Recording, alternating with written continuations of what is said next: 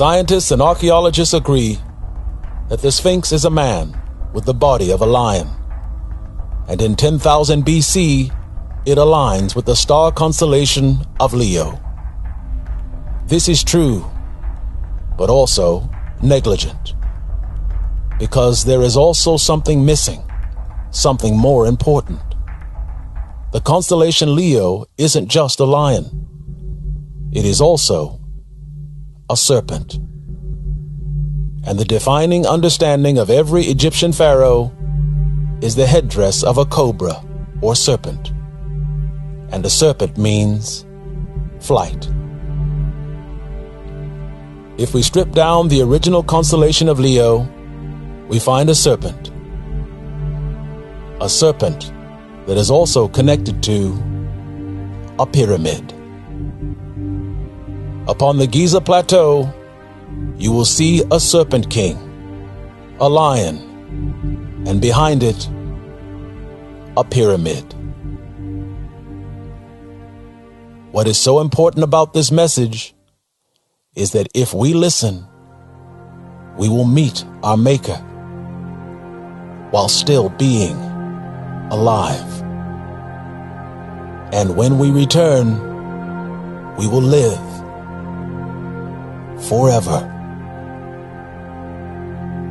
The Sphinx is telling us that its wisdom and its secrets is a knowledge that requires flight and also travel within the stars. Its face and the land in which it is found is our next clue, and uncovering it will unlock nearly all the mysteries of the ancient world. The land is Africa, and the ancient Egyptians were not Arab, they were African. Africans are known for their rich, deep, and dark complexions. Their royal skin is also known to absorb the powerful rays of the sun. In the ancient world, these people were called the children of the sun. This ancient monument and its association with the sky is also associated with the sun and the sun god. This secret of all secrets is the crown of God, and it is given unto man. For this knowledge is so holy that even they in heaven eagerly await the blossoming of our intellect. The Egyptians were master artisans, and they could have created this structure with a single block of stone. And if they had used a single block of stone, it would have eliminated the lines running across its face. Unfortunately for the doubter, the lines are there for a purpose. The lines are there for scale and measurement. The jagged rocks create two dimples on the left side of its face, and to the world it looks to be some sort of damage. It isn't, and instead, it is wisdom. And it is made for a time when mankind will mature, and mature enough to understand its importance. The Sphinx represents the sun, and it is the face of the sun. And when mankind enters into the technological age, the sun will speak to us. And it will speak to us through the Sphinx. And when we hear it, we will know it is time to leave the earth. The ancient holy word says that the sun and moon are set in the heavens to be a sign for the end of man. This is the sun, and this is the Sphinx. Notice the two distinct holes on the left side of the face of the Sphinx. And now, look upon the face of the sun. Look closer. The Sphinx is the sun. It is a sign from the heavens, and it is also a warning for the earth. This peculiar spot on the face of the sun is not a coincidence, and nearly every ancient stone structure around the world is made to represent the sun. Recently, the sun has been developing strange characteristics, strange holes where large chunks of it is completely missing. They are called coronal holes, and yet these are more than holes. They are massive empty spaces, and yet these are clues showing us that parts of the sun are completely gone. Although our governments will not tell us, these satellite images will show you that there is something strange happening to the sun, and it coincides with the summer solstice and the winter solstice. Something or someone in the sun is sending us a signal, and it is creating geometric shapes that align with pyramidal structures here on Earth. This is another sun monument found in the Americas, and it is the Aztec Pyramid of the Sun. We've seen this structure for hundreds of years. And then look again. Closer. And this is the sun. And this is a perfect match. Something within the sun is creating these coronal cold spots, and they are creating a signal to those of us on Earth who can read their message. The confirmation of this signal is even more powerful in the land of the Mayans. This is the Mayan temple of the sun. Notice the distinct square dimensions at the top. And now, the sun. Even more, this is the Egyptian pyramid. Notice the square hole at the bottom of the pyramid. And near the summer solstice, this is the sun. An opening, a doorway into another world.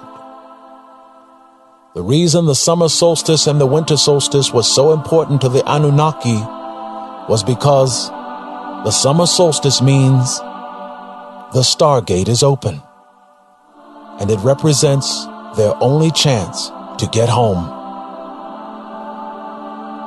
It is unbelievable. It is also staggering, and yet it is all true.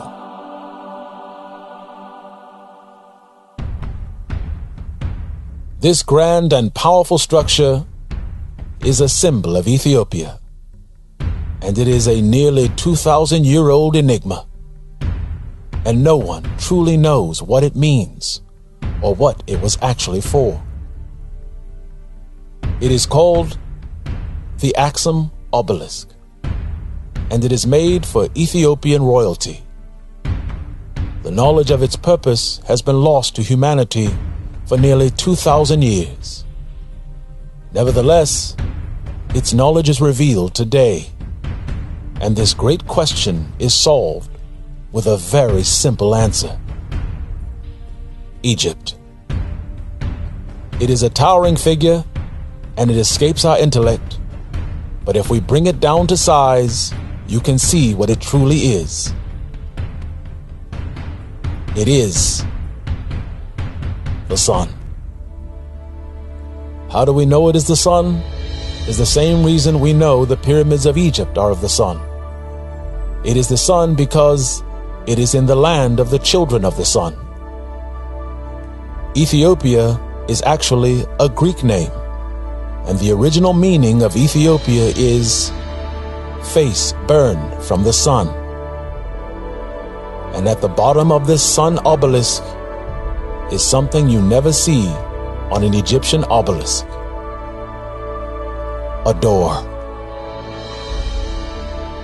If we expand this obelisk, we can see it. It has 10 layers that lead to a door, and its 10 layers are identical to the Mayan pyramid of the sun, which also has 10 layers. However, this sun has something that no other sun structure has in the world: a door. Our sun has a door, and it is a door that leads into space and the outer reaches of the cosmos. Because believe it or not, the sun is a stargate. The reason all of this knowledge is found in nations of peoples of color is because of one sobering reason. Although we have seen images of Caucasian Anunnaki for years, you will find that that is only part of the story. Because the Anunnaki were not all Caucasian. They were also black.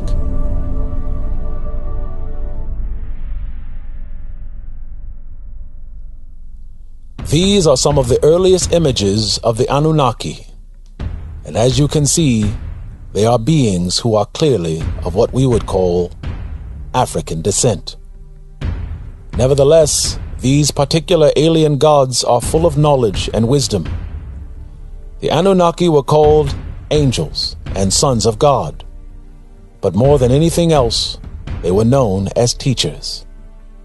Every cave painting and every stela are created as interdimensional hieroglyphics, which means they are created with multiple layers of information in also multiple dimensions. This Anunnaki has angelic wings on his back, and this means he has the ability and the power of flight. He also has a tree stalk in each hand. The reason he holds these tree stalks is because this depiction shows from where he comes, and he comes from Orion. The Greek story of Orion shows a man holding a club. However, this is a more perfect telling of the story. Because it is true, he does hold a wooden tree as a club. But look closer. Upon this wooden club are 3 flowers. But on the other hand, in the ancient world, a flower is not necessarily a flower. These 3 tulips are in fact stars. Notice that one of the flowers is slightly off-centered from the other 2. It is off-centered because this is the constellation of Orion. It is the constellation of their origin and the constellation of their home. Then again, look closer. There are 2 branches, and each represents Orion. But notice the flowers or stars are reversed and opposite of each other. This subtlety means that one represents the direction from whence they have come to our planet. The other represents the view from our planet. They have the ability to be in 2 places at the same time. And how they are able to do this is found in each of his arms. From one branch of the cosmos to the other, you will notice the circles appear to be compressed going down his arms, from one branch to the other. These circles are actually planets. These planets become warped and are compressed as they travel from one end of heaven to the other. How this travel is possible is found at its center. Notice that he is coming out of a large and beautiful ringed circle, and a circle that has flowers all around it. Children of men, hear me. Those are not flowers adorning the circles. They are actually stars. And this is the Stargate. The Babylonians called it the Gate of God, and the Egyptians called it the Gate of Heaven. It is a doorway into the next world, and it will lead us far beyond our imaginings. Our answer has been staring us in the face for more than 12,000 years. Each structure has more and more clues which tell us where to go. The Sphinx says the sun.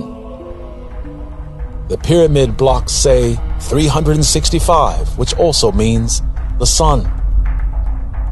The Ethiopian obelisk also says the sun. And more importantly, it also tells us that there is a door. And the last pyramid has the easiest clues of all, the Mayans. In ancient Egypt, there were two symbols that a man would need to know to understand the cosmos. The first is a simple square. The second is a circle with an X in the center. A square means cosmos, space. The circle with an X in the center is a land, a place, or a city. As in Egypt, when we go to the Mayans, you will see the same structure. The Mayan pyramid is a simple square, and if we view it from above, you will notice the Mayan pyramid has two symbols laying one upon the other. It is the sun. It is the place where the land and city are found, and it is also entry into the cosmos. This knowledge enlivens us and beckons us into the cosmos and into space, where we will find our future, our end, and also alien life.